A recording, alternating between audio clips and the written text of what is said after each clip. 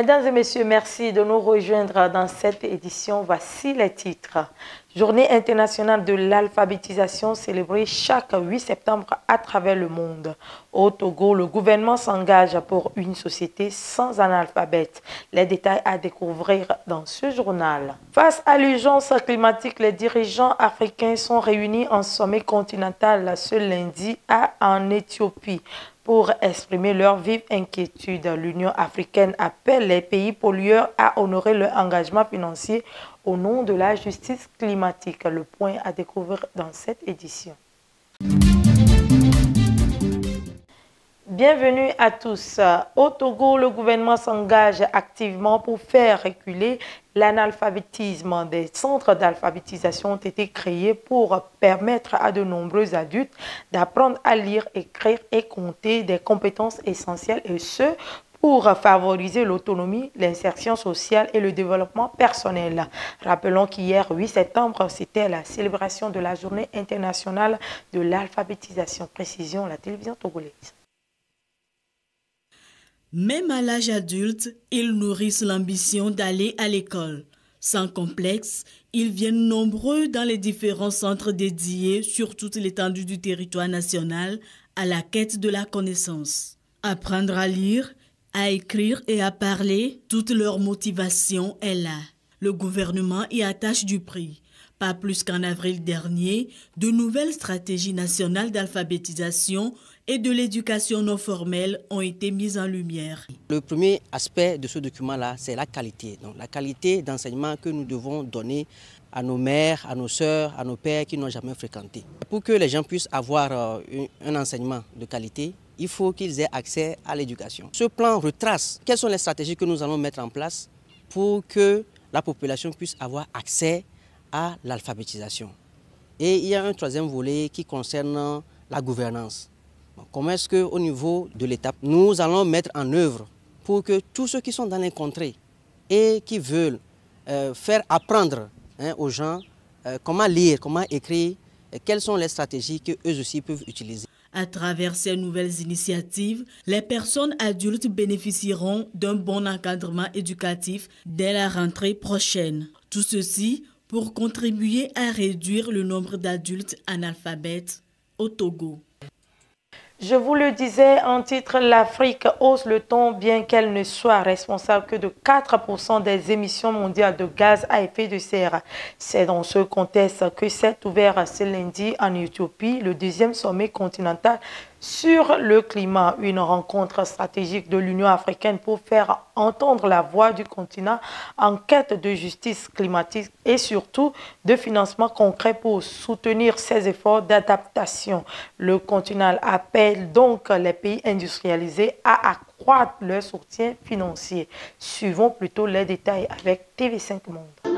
L'hymne de l'Union africaine et un spectacle de danse. Voilà le deuxième sommet africain sur le climat ouvert, avec comme mot d'ordre un vieil adage, l'union fait la force. La vérité est indéniable. Aucune nation ne peut résoudre cette crise seule. Seule une collaboration audacieuse, unie et soutenue nous permettra d'éviter une catastrophe climatique. L'isolement n'est pas une stratégie gagnante. C'est courir à l'échec.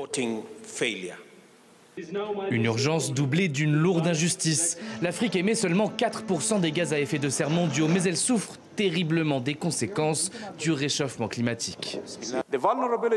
Les vulnérabilités de nos pays membres causées par le changement climatique, le fardeau de la dette et les inégalités structurelles de l'architecture financière internationale doivent être corrigées par la justice climatique. Forte de ce constat, l'Union africaine réclame une large compensation aux pays industrialisés.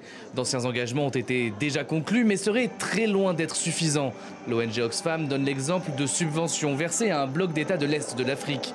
Leur montant serait inférieur de 96% aux 41,8 milliards de dollars dont ces pays auraient besoin pour mettre en œuvre leurs plans d'action nationaux. Des États parviennent tout de même à réaliser certains de leurs projets, comme l'Éthiopie.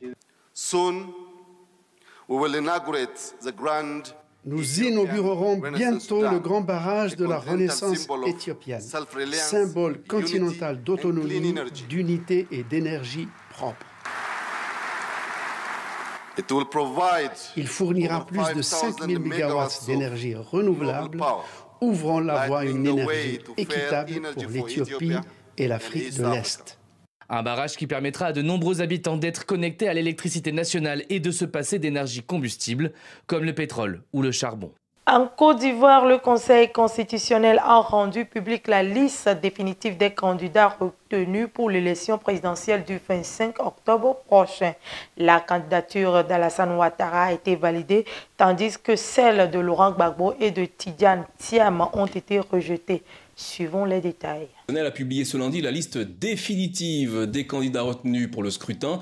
Sur les 60 prétendants, seuls 5 ont été retenus, dont le président Alassane Ouattara.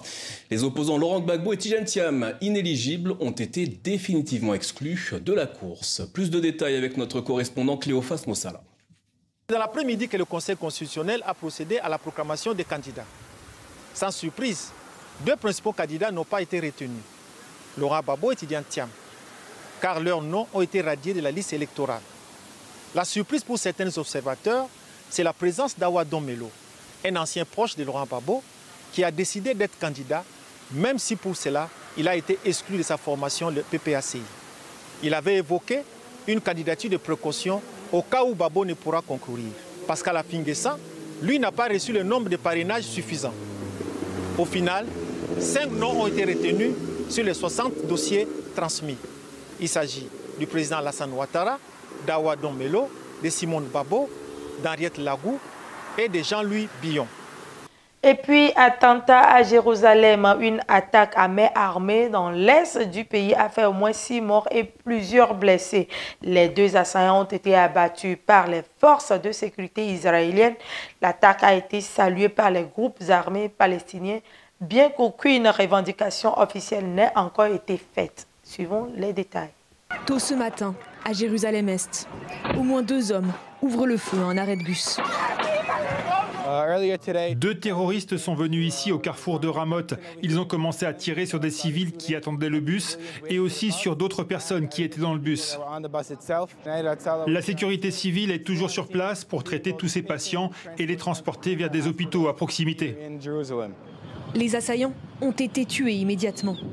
Mais ils ont eu le temps de faire plusieurs victimes, des morts et de nombreux blessés. Je marchais dans cette direction quand j'ai entendu des coups de feu. Nous avons couru et nous nous sommes couchés sur la route. Après, je suis revenu ici aider les gens. Nous avons enlevé nos ceintures pour faire des garrots aux blessés. Le Hamas salue l'attaque et affirme qu'elle a été menée par des Palestiniens. C'est la plus meurtrière dans la ville depuis le début de la guerre à Gaza. L'armée israélienne est à la recherche de complices des suspects et a déjà encerclé des villages palestiniens dans la région de Ramallah. Nous sommes à leur poursuite, nous assiégerons les villages d'où les meurtriers sont venus, nous aurons tous ceux qui les ont aidés et nous appliquerons des mesures encore plus strictes. Je veux dire cela aussi clairement que possible. Ces meurtres, ces attaques sur tous les fronts ne nous découragent pas. Les dirigeants occidentaux condamnent l'attentat et appellent à trouver une solution politique. Mesdames et messieurs, ainsi s'achève ce journal. Merci de nous avoir suivis et bonne suite de nos programmes.